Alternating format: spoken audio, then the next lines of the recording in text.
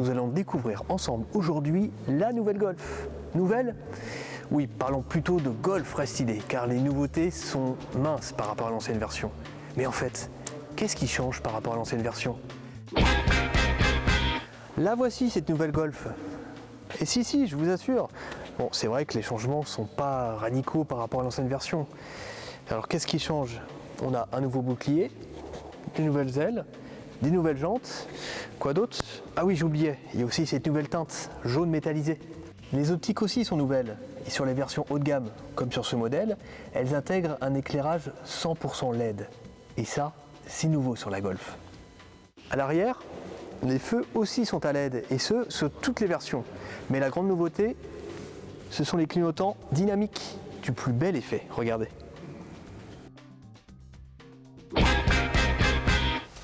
Bienvenue à bord de la nouvelle Golf. A priori, rien ne change, et pourtant, il faut jeter un œil sur la console centrale pour voir vraiment ce qu'il y a de nouveau. Regardez cet écran, il est énorme. Il fait 9,2 pouces. Il n'y a pas plus grand sur le segment des berlines compactes.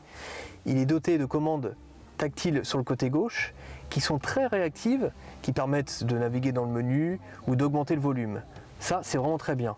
Et en plus des commandes vocales, ce système multimédia, donc qui sera vraiment réservé aux versions haut de gamme, dispose de commandes gestuelles. Alors c'est simple, il suffit de passer la main devant l'écran et vous pouvez naviguer dans les menus. L'autre nouveauté se cache derrière le volant. C'est ce grand écran de 12,3 pouces qui remplace les compteurs à aiguilles classiques sur certaines versions. Alors quel avantage d'avoir un écran aussi grand? C'est que tout est personnalisable. On peut afficher le GPS, les aides à la conduite, l'ordinateur de bord, il y a vraiment tout qui est personnalisable. La Golf est une voiture plus sûre. Ce logo, par exemple, intègre une caméra qui détecte la présence des piétons et peut actionner un freinage d'urgence pour éviter l'accident. La nouvelle Golf dispose également d'un nouveau système qui gère la direction et la vitesse dans les bouchons.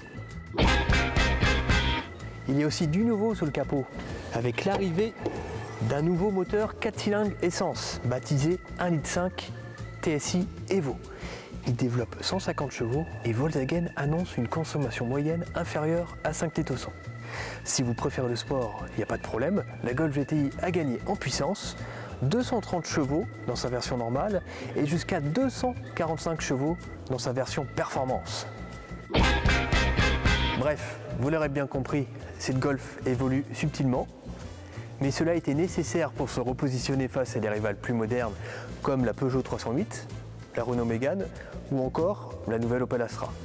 Enfin, bonne nouvelle pour les futurs acheteurs, la nouvelle Golf ne devrait pas être plus chère que l'ancien modèle. Elle devrait même proposer un équipement de série plus riche. Allez, on se retrouve début 2017 pour les premiers essais de cette nouvelle Golf restylée. A bientôt sur l'argus.fr et n'oubliez pas, abonnez-vous!